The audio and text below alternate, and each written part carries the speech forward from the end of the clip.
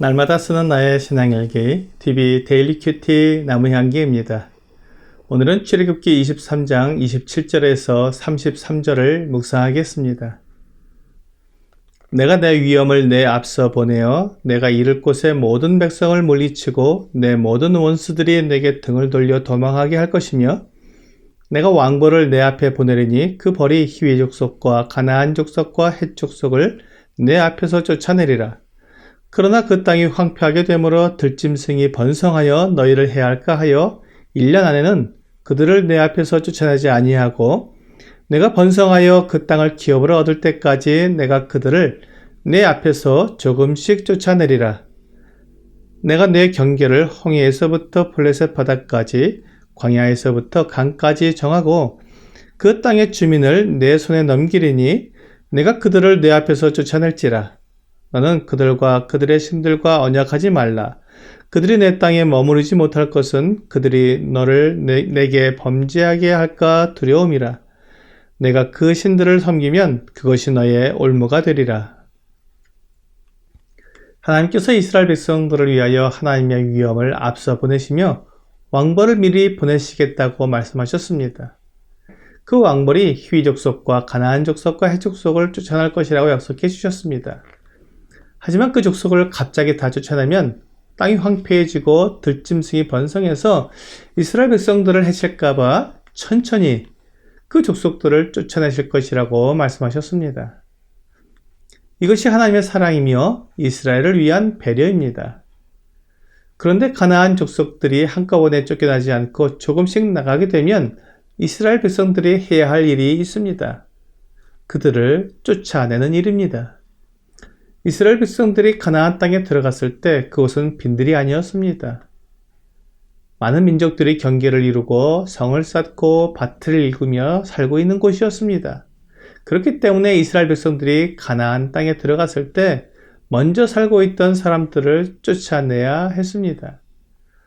그리고 그들을 쫓아내되 홍해에서부터 블레셋 바다까지 광야에서 강까지 이스라엘의 경계가 되도록 싸워서 쫓아내야 했습니다.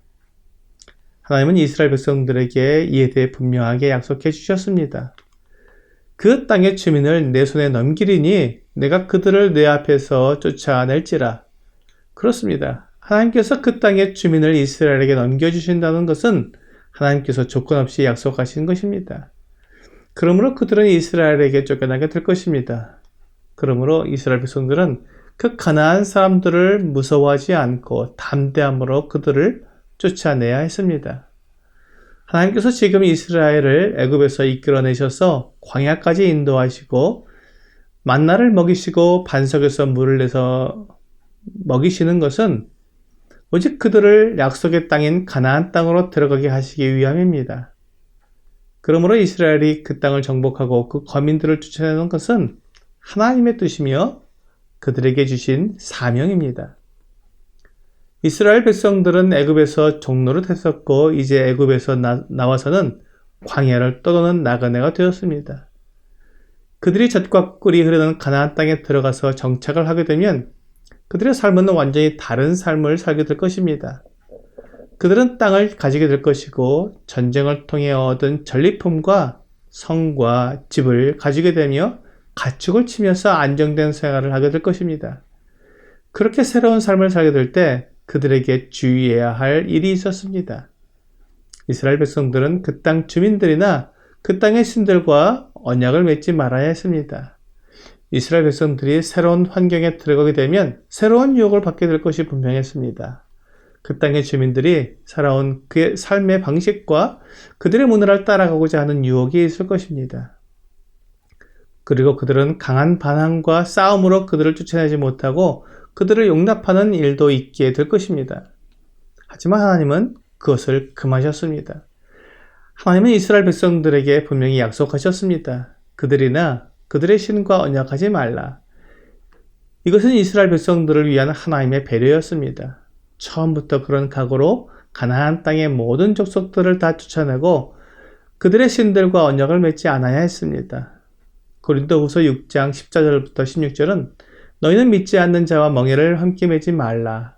의와 불법이 어찌 함께하며 빛과 어둠이 어찌 사귀며 그리스도와 벨리알이 어찌 조화되며 믿는 자와 믿지 않는 자가 어찌 상관하며 하나님의 성전과 우상이 어찌 일치가 되리요. 우리는 살아계신 하나님의 성전이라. 이와 같이 하나님께서 이르시되 내가 그들 가운데 거하며 두루 행하여 나는 그들의 하나님이 되고 그들은 나의 백성이 되리라 라고 말씀하고 있습니다.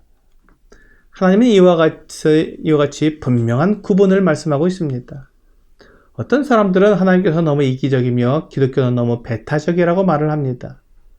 다른 종교도 인정하고 다른 신도 인정하면서 함께 어우러져야지 기독교만 진리라고 말하고 하나님만 참 하나님이고 다른 신들은 거짓신이라고 하면 너무 독선적이지 않느냐고 말합니다.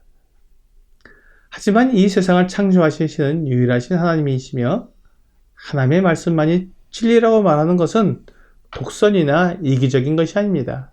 사실을 사실대로 말하는 것뿐입니다. 만일 이것에 대해 타협하는 태도를 취한다면 그것은 믿음을 포기하게 만드는 올무가 될 것입니다. 하나님은 이스라엘 백성들에게 동일하게 말씀하셨습니다. 만일 내가 그 신들을 섬기면 그것이 너의 올무가 되리라고 분명히 말씀하셨습니다.